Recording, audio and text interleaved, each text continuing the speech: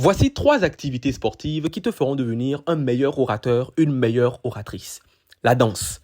Un orateur se démarque non seulement par sa verve, c'est-à-dire l'authenticité et la vivacité de sa parole, mais également par sa corporalité, par sa gestuelle. La danse intervient à 3 niveaux.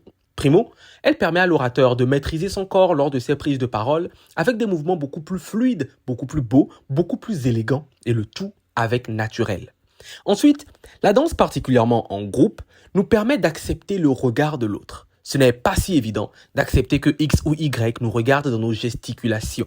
Mais une fois que l'on surmonte ce défi, l'on gagne en aisance face au public. Enfin, la danse permet de travailler son cardio, élément non négligeable dans une prise de parole. Et si vous ne me croyez pas, prenez des cours d'afro avec Nayoum de BKC. Votre corps découvrira le sens du mot souffrance.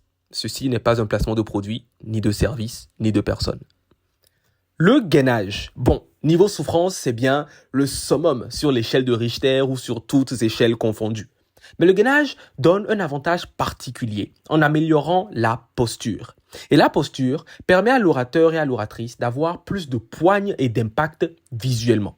En plus, le gainage a cet avantage de pouvoir se faire n'importe où. Il vous suffit d'avoir un sol. Et à part si vous êtes Thomas Pesquet, je ne pense pas que vous aurez du mal à trouver un sol.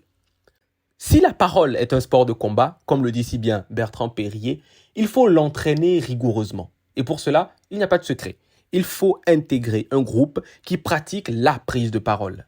Je parle principalement des associations d'éloquence.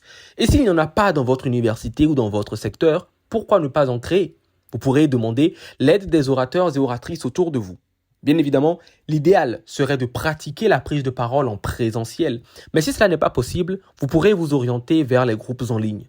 Peu importe la forme, l'important est de commencer à bosser votre oralité. Dites-moi en commentaire quelle activité vous pratiquez déjà et laquelle vous aimeriez rajouter.